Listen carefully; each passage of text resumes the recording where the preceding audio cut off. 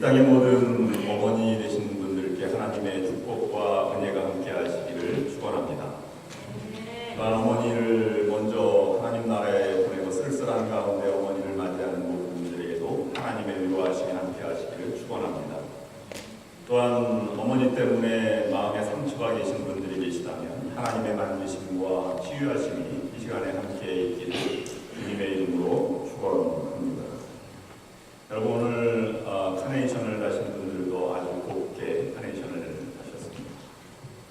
또 오늘 노란 리본을 이렇게 달았는데 우여곡절 끝에 노란 리본과 카네이션을 함께 그러게 되었습니다.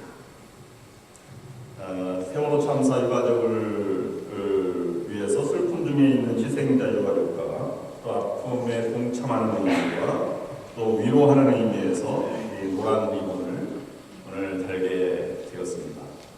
이 노란 리본이 특별히 기독교적인 의미가 있는 것은 아닙니다. 이 노란 리본, 옐로우 리본이 처음 나타나게 된 것이 언제부터인지 기원을 알 수 없습니다.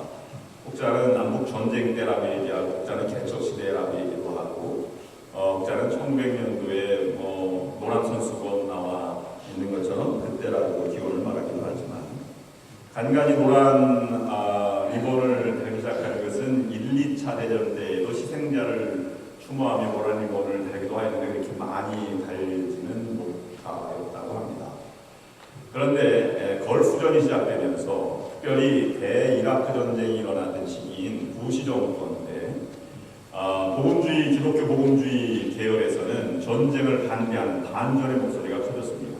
이 전쟁은 시작되었고 또 많은 군인들이 이라크에 파병이 되면서 희생자가 늘어나게 되었습니다. 그래서 각급 학교에서는 우리는 미군을 지지합니다 라는 그런 배너가 걸리기 시작하였고, 그 다음에 복음주의 교회에서는 오히려 반전을 뒤로하고 우리 모든 국민, 미국민이 함께 이 전쟁을 이어나가자 하는 운동이 일어나게 되었고, 그 다음에 복음주의 교회에서는 노란 리본을 달기 시작했던 것이 이 대이라크 전쟁 이후에 달기 시작했던 것입니다. 그래서 로스앤젤레스라든지 뉴욕 또는 남부 지역의 많은 그런 복음주의 교회들이 리본 달 운동에 동참을 하게 되었습니다. 그 다음에 LA에서는 동양선교교회 4,000명의 교우들이 종탑에 큰 노란 리본을 달고 온 교우들이 노란 리본을 달기 시작했던 것이 한국교회 리본 달기가 시작되게 된 것입니다. 우리는 그 노란 리본을 단다고 하는 것은 나름대로 어떤 그런 문학적인 아니면 옛날 이야기처럼 전해 내려오는 이야기가 있습니다. 여러분 잘 아는 대로 오천석의 노란 손수건 1977년도 소설을 다 기억하실 것입니다. 그래서 내 나를 용서하다면 마을 어귀에 있는 참나무에 노란 손수건을 달게 해두고 그랬더니 2003년에 그것이 드라마로 제작이 되어서 KBS에서 방영한 적이 있었는데요. 거기에는 첫 번째 편지에는 나를 잊어주시오. 그 다음에 또 3개월 있다 편지를 보낼 때는 그래도 나를 용서한다면 노란 손수건을 달아주시오. 그래서 기대감을 가지고 고향으로 돌아가는 어귀에 노란 손수건이 그 표현에 의하면 10개, 20개, 30개, 100개, 수백 개가 걸려있는 것을 보았다. 이런 것이 오천석의 노란 손수건입니다. 근데 본래의 기원은 1900년도에 뉴욕에서 감옥에 3년 동안 감옥에 있던 플로리다 사람이 형기를 마치고 플로리다로 가면서 버스 그레이하운드 운전수에게 얘기한 것이 기자가 그것을 녹취해서 리더스 다이제스트에 기고한 것이 처음 출발점이었다. 그렇게 사전에는 위키피디아 사전에는 나옵니다. 그것이 많이 와전되고 또 각색되어서 이렇게 여러 드라마나 소설로 인용됐던 것이 바로 이 노란 리본 또는 노란 손수건이라고 하는 것으로 그렇게 표현하게 된 것입니다. 그러나 사실 여부는 실화 여부는 알려지지 않았습니다. 어쨌든 노란 리본은 이 용서 또는 사랑 또는 전쟁터에 나가 있는 사람들에게 무사귀환 이런 것을 상징하는 그런 상징으로 달게 되었습니다. 여러분들도 여러 우리의 가슴을 아프게 했던 세월호 유족들, 실종자 가족을 위해서 사랑의 마음을 전하고 아픔을 동참하는 마음으로 리본을 달아주시고 또 계속해서 끊임없는 관심과 기도로 함께해 주시기를 부탁을 드립니다. 오늘은 어머니의 날입니다. 이름만 불러도 가슴이 찡해 오는 어머니 이름, 그것을 우리가 함께 묵상하고 말씀을 되새기는 날입니다. 가장 고귀한 이름입니다. 마지막 죽어갈 때 가장 많이 불려지는 이름이 어머니라고 합니다. 그야말로 우리에게 무한한 추억과 또 힘과 또 감동과 또는 능력을 되새기고 생각나게 하는 그러한 이름입니다. 행복한 사람이라는 실화를 토대로 해서 방영되었던 그 KBS 드라마 단편 드라마가 있었습니다. 거기에 보면 그 여자아이의 어머니에 대한 사랑을 그린 것입니다. 여러분이 어머니를 기억하는 만큼 여러분의 아이들이 어머니를 기억할까요? 세월이 변해도 어머니는 위대할 것입니다. 아이들이 어머니를 사랑하는 마음은 진실하고 거짓이 없는 것입니다. 여러분 그것을 믿으시기를 바랍니다. 오늘 어머니가 남편을 일찍 여의고 딸아이랑 이렇게 살게 되었습니다. 딸아이랑 친구처럼 오손도손 힘들지만 살아가게 되었습니다. 근데 딸아이는 소질이 너무 미술의 소질이 있는 것 같아서 본인은 분식점을 하지만 그 딸아이를 미술 학원에 보냈습니다. 멀지 않은 학원이라 어느 날 여름에 장대비가 막 내리고 있었는데 금방 그칠 것 같지 않았습니다. 그래서 이 어머니는 우산을 들고 딸아이가 다니는 그런 학원에 갔습니다. 끝날 시간이 되어서 아이들이 몰려 나오기 시작했습니다. 그때야 이 어머니는 자기의 모습을 보게 되었습니다. 자기는 머리는 풀어져 있고 그 다음에 앞치마를 두르고 앞치마에는 밀가루가 묻어있는 그러한 모습, 초라한 모습을 보게 되었습니다. 아이가 보면 어쩔까 이런 걱정이 되었지만 이미 때는 늦었습니다. 아이들이 나오면서 하나둘 나오면서 자기의 모습을 보고 있는 것이 너무나 그 죄스러웠습니다. 그래도 아이가 나오겠지 생각했는데 다 아이들이 나갈 때까지 아이가 나오지 않았습니다. 얘가 나를 보고 너무 창피해서 나오지 않는 것이야. 그리고 시간이 지난 다음에 우산을 들고 비를 맞으며 이렇게 분식집으로 돌아왔습니다. 어머니는 딸아이 저녁에 들어오는 딸아이가 그렇게 미워 보였습니다. 친구인 줄 알았더니 자기를 알아주지 않고 창피하다고 나오지도 않고 어머니가 삐진 것이죠. 한 달 동안 말도 하지 않았습니다. 그런데 어머니가 그렇게 삐져 있는 것을 보고 한 달 후에 딸아이가 어머니를 재촉해서 어디 좀 꼭 가야 된다고 그렇게 졸라서 할 수 없이 끌려가게 되었습니다. 그것은 미술 시상식이었습니다. 그 시상식에 이 아이가 그린 그림이 대상을 받게 되었습니다. 그 그림을 보는 순간 엄마의 마음은 심장이 멎는 것 같았습니다.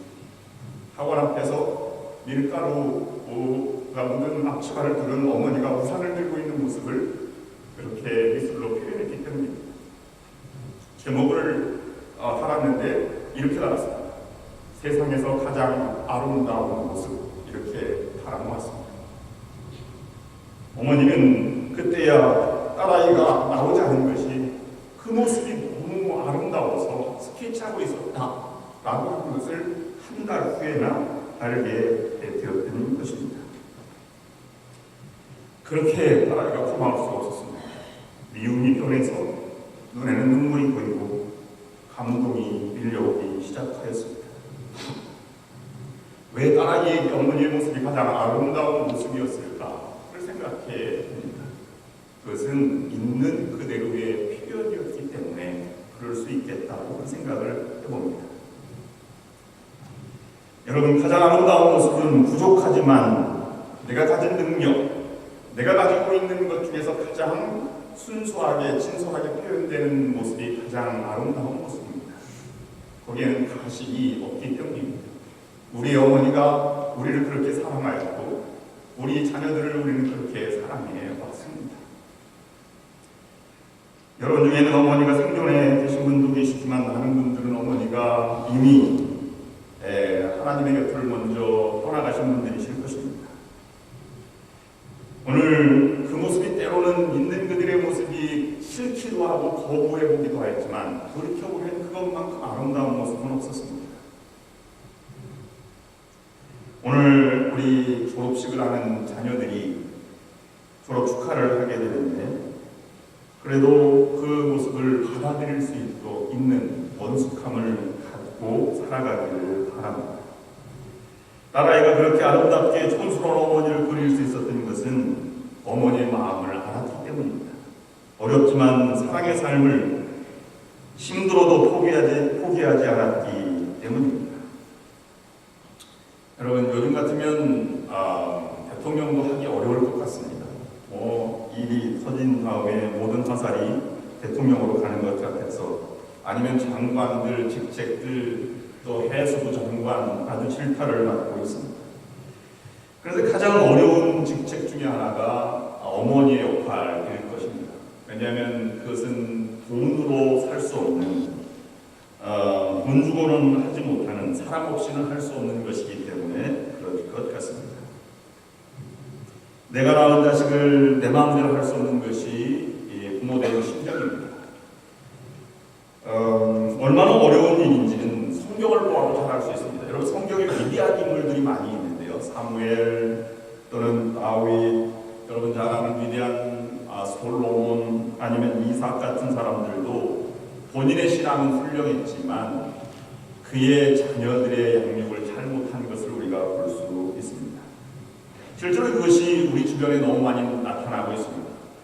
5월 달에 한국에서는 얼마 전에 아주 끔찍한 사건이 일어나게 되었는데 23살을 낳은 그 아들이 부모의 재산을 노리고 양가 부모를 이 안방에서 살해하는 장면 때문에 가정의 달을 맞이해서 크게 보도된 적이 있었습니다. 미국에서도 자식에게 매를 맞는 부모들이 80만 명이나 된다는 통계가 나와 있는 것을 보았습니다. 부모 형제 간에 이 다투는 일, 싸우는 일 이런 것들이 너무나 많이 있습니다. 그만큼 우리가 부모의 사랑과 가정의 소중함, 가정의 교육이 잘 이루어지지 않고 있다고 생각해도 과언이 아닙니다. 너무 바쁘기 때문에 가정에서 교육을 하기보다는 학교의 교사에게 맡기고 인격 형성에는 무관심한 것이 오늘날의 우리의 모습이 아닐까 하는 생각을 해보게 됩니다. 딸을 뭘 알려면 어머니를 보아라, 또 자식을 알려면 아버지를 보아라 하는 것처럼 그만큼 부모의 이 가정의 가풍이나 아니면 가치관이 흘러가는 것을 우리가 무시할 수 없게 된 것입니다. 오늘 본문 말씀을 통해서 정말 우리가 자녀들에게 가르쳐야 할 인격, 삶의 모습 이것을 세 가지로 우리가 묵상해 보고자 합니다. 바른 인격, 바른 사람을 하기 위해서는 부모가 먼저 본을 보여야 하지만 자녀들에게는 적어도 세 가지 본문을 중심으로 해서 굳게 가르치는 자세가 필요하겠다고 하는 것입니다. 첫 번째로는 자녀에게 순종의 도리를 철저하게 가르치라고 하는 것입니다. 자녀 교육의 대원칙은 바로 이것입니다. 웨슬리가 가르친 기독교 교육에서는 웨슬리의 한 큰 원칙이 있는데 그 기독교 교육에서 웨슬리가 강조하는 것은 어린아이의 길을 어릴 때 꺾으라 하는 것입니다. 그래야 하나님 말씀이 들어간다는 것입니다. 그의 아내 수산나 웨슬리도 마찬가지고 그 어머니도 자녀들이 주기도문을 3개 언어로 암송하지 않으면 밥을 주지 않았습니다. 그것은 영어, 라틴어, 그 다음에 헬라어로 주기도문을 암송하지 않으면 어린아이에게 밥을 주지 않았다는 것이 놀라운 그만큼 철저하게 복종을 가르쳤고 순종을 가르쳤습니다. 여러분 가톨릭의 큰 교육의 모토는 뭐냐면 7살까지 가톨릭에 맡겨라. 그래도 내가 평생 가톨릭 교육으로 만들겠습니다. 라는 것입니다. 여러분 가톨릭 교회에는 중고등학교가 없는 교회도 많이 있지만 대부분의 가톨릭 교회는 학교를 가지고 있습니다. 어린 교육을 그만큼 중요시하기 때문입니다. 또는 커뮤니티 처치를 지향하는 루터란 처치도 학교를 가지고 있습니다. 그만큼 어릴 때 교육이 중요하다고 하는 것을 가르치고 있는 것입니다. 루터란 교회는 얼마나 아주 특이하냐면 주민들에게 이렇게 서베이를 합니다. 우리가 하는 교육이, 우리가 하는 예배가, 우리가 하는 선교가 여러분에게 잘 먹혀 들어갑니까? 이렇게 지역 주민에게 설문조사하고 방향도 정합니다. 그런 것을 보면 얼마나 철저하게 준비하고 있는가를 알 수가 있습니다. 연합감리교회도 초창기에는 이 국립학교가 세워지지 않았기 때문에 교회에서 학교가 시작되는 곳이 많이 있었습니다. 그러나 점차 교회가 운영된 학교가 점점 열악해졌기 때문에 교회가 문을 닫고 이제 그 학교가 문을 닫는 경우가 너무나 많이 있게 되었습니다. 그것이 어떤 한 측면으로 보면 연합감리교회가 연령대가 고령화되는 그런 계기가 되었다 하는 비평으로 우리가 가져오게 됩니다. 자녀에게 부모 공경을 가르치는 것은 순종을 가르치는 것입니다. 그리고 부모에게 순종하는 생활로 자식들에게 가르쳐야 그 자녀들이 부모에게 순종을 하게 됩니다. 레만 스트라우스라는 사람이 말하기를 우주의 가장 기본적인 원리는 순종이다. 그렇게 얘기했습니다. 만유 인력이 법칙에 순종하지 않으면 사람은 살 수가 없는 것이다 라는 것으로 그렇게 표현을 하게 되었습니다. 자연스럽게 살아가는 것 같지만 계절에 순응하는 것, 태양의 별이 움직이는 것, 우주의 법칙에 순응하지 않으면 인간은 살 수 없다고 하는 것입니다. 마찬가지로 우리의 삶에도 이러한 원리가 적용되는 삶이 중요하고 아름다운 관계가 지속된다고 하는 것입니다. 부모를 공경하고 윗어른을 공경하고 그리고 아랫사람을 사랑하고 다독거려주고 관심을 갖는 것, 그것도 중요한 것입니다. 아무리 바빠도 교통법규를 지켜야 합니다. 빨간불과 파란불을 지켜야 살아가는 것입니다. 그 법을 어기면 내가 죽을 뿐만 아니라 나도 다른 사람을 죽일 수 있는 것이기 때문에 그렇습니다. 사회에서도 회사가 정해놓은 내규에 순종할 줄 알아야 그 회사를 위해서 일할 수 있는 것입니다. 그저께는 한국에서는 세종대왕상에 올라가서 감리교 신학대학 학생 8명이 시위를 벌이다가 체포되었는데 그 제목이 뭐냐면 집회와 시위에 관한 법률 위반입니다. 즉 집회를 신고하지 않았기 때문에 그것이 불법이 되어서 그렇게 되었다는 것입니다. 자유주의, 민주주의, 미국이 민주주의 사회입니다. 그러나 테두리 안에서 지켜질 때 아름다운 그런 삶을 살아가게 되는 것입니다. 법을 어기면 처벌을 받게 되는 것입니다. 이 구약에서 가장 중요한 것이 무엇입니까? 순종의 법을 가르치는 것입니다. 구약 성경에 많은 사람들이 이스라엘 백성들이 광야에서 여러 가지 시련을 당하게 되었습니다. 많은 이유가 있지만 중요한 것은 하나님의 법에 순종하지 않았기 때문입니다. 오늘날도 신앙생활하지 않는 많은 사람들이 있습니다. 그 모습의 근간은 신앙생활에 구속되기 싫기 때문입니다. 교회 생활에 얽매이기 싫고 하나님 말씀에 얽매이기 싫기 때문에 그렇게 되는 것이고, 그것이 나아가서는 사회 불순종과 불합리한 사회, 질서 없는 사회로 나아가게 되는 것입니다. 여러분, 어린아이들의 길을 꺾어서 하나님 말씀에 순종하는 교육이 되어야 하고, 우리들도 그런 순종의 삶으로 나아갈 때 우리는 아름다운 삶의 모습을 간직하게 되는 것입니다. 두 번째는 자녀를 노엽게 하지 말라는 것입니다. 이것은 소극적인 교육의 원리입니다. 노엽게 하지 말라는 것은 자녀에게 화를 내지 말라는 것이 아닙니다. 자녀에게 상처를, 쓴뿌리를 만들지 말라라고 하는 것입니다. 이 상처라고 하는 것은 오래가고 치유가 잘 되지 않는 그런 이것이 특징입니다. 이 상처, 쓴뿌리를 갖지 않으려면 네 가지를 우리가 잘 모범을 보여야 합니다. 이럴 때 자녀들은 상처를 받는다고 합니다. 변화를 인정하라. 변화되어가는 세대에 서로 다름을 인정하라 하는 것입니다. 저도 아이들에게 식탁에 앉을 때 이런 얘기를 많이 합니다. 아빠가 어릴 때에는 보릿고개라는 게 있었단다. 여러분들이 보기에는 아무것도 아니지만 굶지는 않았습니다. 너무 배가 고파서 꽃게로 배를 채운 적은 있어도 굶지는 않았습니다.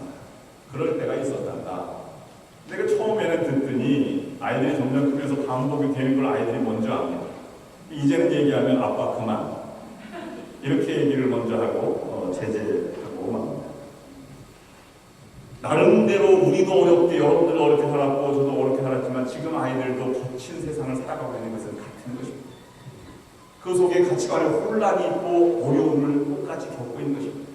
물질의 많고 적음의 문제가 아닌 것입니다. 여러분 이럴 때 큰 갈등이 일어난다고 합니다. 우리들이 흔히 이렇게 말합니다. 나는 나이는 이렇지만 마음은 청춘이야. 그렇게 생각을 하는 경우도 있는데 그것이 자신에게 관리하는 데는 좋지만 이 관계성에는 그렇게 좋지 않은 측면도 있다고 합니다. 나이만큼 성숙되고 그만큼 자기가 자기 자리의 위치를 지키고 이렇게 나아가는 것이 중요하다고 합니다. 내가 늘 젊게 살아간다고 하는 생각을 갖는다면 이 며느리 아이와 어머니와 며느리의 관계라고 하는 것을 잊을 때가 있다는 것입니다. 그래서 갈등이 되고 경쟁의식이 나도 모르게 생긴다는 거예요. 딸과 같은 아이들도 내가 어머니로서 딸 아이를 보살펴야 되는 의미인데 내가 너무 난 처녀야, 처녀 같은 살아가 이렇게 얘기하면 딸아이와 같은 생각을 갖고 있다는 것 때문에 자기가 잊어버리는 것이 있다는 것입니다. 그러므로 원숙한 관계는 나위에 걸맞게 하는 변화를 인정하고 그것을 서로 도출해내고 합리적으로 해나가는 것이 상처를 만들지 않는 것이다라는 것입니다. 그 다음에 지나친 통제, 이것도 상처를 만들기 쉽지요. 너무 과잉으로 너는 그걸 절대 하면 안 돼. 너 그렇게 얘기해서 이렇게만 살아야 돼. 이런 부모의 보상 심리를 하는 것도 굉장히 큰 그러한 상처를 만든다고 합니다.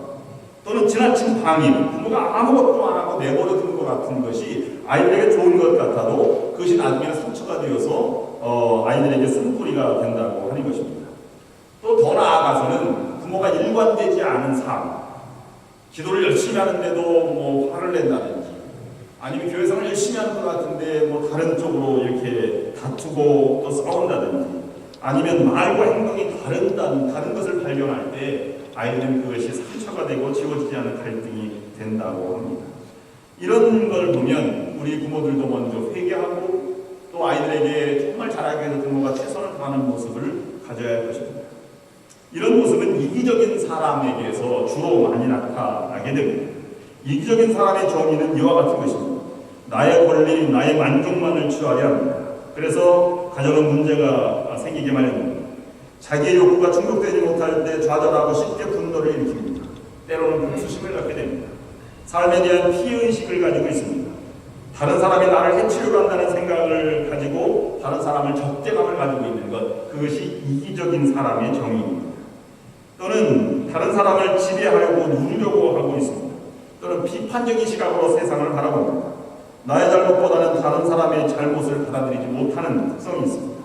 남과의 다른 관계를 맺지 못합니다. 그래서 이기적인 사람은 관계성에 상처를 입고 늘 피해의식에 사로잡혀 가게 된다는 것입니다. 이제 마지막으로 정말로 우리가 바른 인격을 형성하려면 소극적으로 노엽게 상처를 만들지 않는 것뿐만 아니라 적극적으로 가르치는 것이 필요한데 주의 교양으로 양육하라는 오늘 4절 말씀입니다. 적극적으로 양육하는 것입니다. 오늘 성가대가 특성을 부렸듯이 나의 사랑하는 책, 어머니가 들려주신 이야기, 이것이 가장 크고 핵심적인 것입니다. 이 주의 양육과 훈계라고 하는 것은 하나님 말씀을 가르치는 것입니다. 부모에게 맡겨주신 가장 위대한 책임이 무엇입니까? 그것은 말씀을 교육하는 것입니다. K. 애플이라는 펜실베니아 대학 교수가 오늘날의 가정을 두 가지로 문제를 제시했는데 하나는 가정의 분산, 또 하나는 가정의 뿌리가 없어지는 것, 이렇게 평가를 내렸습니다. 즉 가정의 분산이라고 하는 것은 아버지가 직장 때문에 늘 가정을 떠나 있고 자식은 유학으로 떠나 있어서 집안에는 어머니 혼자 그냥 쓸쓸하게 빈 둥지 집을 지키고 있다. 이것이 가정의 분산이라고 하는 것이고요. 원치 않는 이상 가족. 또 다른 한 가지는 가정의 뿌리가 사라지고 있다는 것입니다. 35세 이하의 가정의 3분의 2가 직장을 따라서 홀로 살아가든지 아니면 가정을 옮겨 다니고 있다고 합니다. 그래서 새 이웃, 새 집, 새 학교에 가서 늘 아이들은 혼란을 겪고 살아가는 것이 오늘날의 큰 위기다, 이렇게 얘기를 했습니다. 그러나 하나님이 직접 세우신 이 가정과 또는 교회를 통해서 이 가정의 뿌리를 다시 한번 되살리는 것이 필요한 것입니다.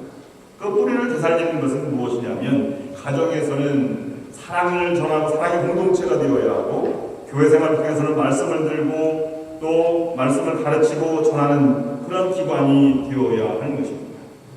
이 우리의 삶의 중심에 하나님 말씀이 바로 서면 세상의 물질보다 말씀이 더 소중하다고 하는 것을 중심에 자리잡게 될 것입니다.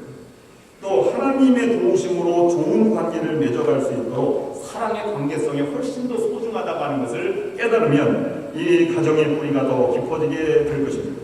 사랑은 감정이 아니라 실천이고 행동이라고 하는 것을 어머니가 보면서 보여주었듯이 그것을 자녀들에게 가르치는 것이 또한 필요한 것입니다. 믿음 안에서만이 진정한 용기가 있고 진정한 인내가 이루어질 수 있다고 그렇게 가르치는 것도 뿌리를 깊이 내리는 것입니다. 무엇인가 자신을 위해 살아가는 것이 아니라 이웃과 세계를 위해서 희생하고 또 나누어주고 베풀면서 살아가는 것이 참다운 인생의 가치라고 하는 것을 가르치는 것이 뿌리를 깊이 내리는 것입니다. 무엇보다 기도의 능력이 위대하다고 가르치는 것이 그들에게 필요한 것입니다. 이것이 자녀들에게 영향을 미치고 또 자녀들의 인격 형성을 이루어가서 거친 세상을 하나님의 말씀으로 이겨나갈 수 있게 되는 것입니다. 그것이 뿌리가 하나님의 곁으로 샘의 근원으로 가게 되는 것입니다. 백두산을 여행하던 중학생 중에 한 학생이 그만 길을 잃어버리고 말았습니다. 이 학생은 어떻게 살아 내려갈 수 있을까 곰곰이 생각했습니다. 그런데 가만히 생각해 보니까 물이 아래로 흘러간다고 이 냇물을 바라보고 냇물을 따라가면 마을이 있지 않을까. 아마 냇물이 강이 되어서 강 어귀에 어딘가 마을이 있을 것이다. 그렇게 생각하고 샘물을 따라갔습니다. 그래서 샘물을 따라가 거기에서 그 샘물을 먹고 또 나무뿌리를 먹으며 새우잠을 자면서 일주일 만에 도착한 것이 강 어귀에 있는 마을에 도착한 것입니다. 그래서 살아나게 되었습니다. 우리의 삶이 이와 같이 되어야 하는 것입니다. 거친 허황된 세상을 따라가는 것이 아니라 좀 멀리 가는 것 같지만 생명의 근원, 인생의 근원을 따라 살아가는 것이 진정한 삶의 의미를 느끼고 진정한 능력을 가지고 세상을 살아가는 우리들이 되어야 하는 것입니다. 이것을 가지고 살아가고 자녀들에게 가르칠 때 건강한 가정, 건강한 교회, 건강한 인격의 소유로 세상을 향해 헌신하고 봉사하는 그런 사람으로 성장해 나갈 수 있는 것입니다. 이런 인격 형성의 책임을 지고 살아가시는 여러분 모두가 될 수 있기를 주님의 이름으로 축원합니다. 기도하시겠습니다. 하나님, 우리가 어머니로부터 다르게 배운 대로 지금껏 살아왔습니다. 수많은 어려움을 그 사랑을 기억하며 견뎌왔고 이겨내어왔습니다. 그리하여 오늘 우리 이 자리에 우리가 앉아있게 되었습니다. 그 사랑을 허락하여 주신 하나님께 감사를 드립니다. 우리도 배운 대로 믿음의 후손들을 다르게 가르치게 하옵소서. 그리하여 믿음이 후세대에 전수되게 하시고 교회가 사회를 다르게 이끌어가는 인재를 양성하며 사회의 비난의 대상이 아닌 사회를 다르게 이끌어가고 교육하는 이러한 교회 공동체가 되게 인도하여 주시옵소서. 예수님의 이름으로 간절히 기도하옵나이다. 아멘.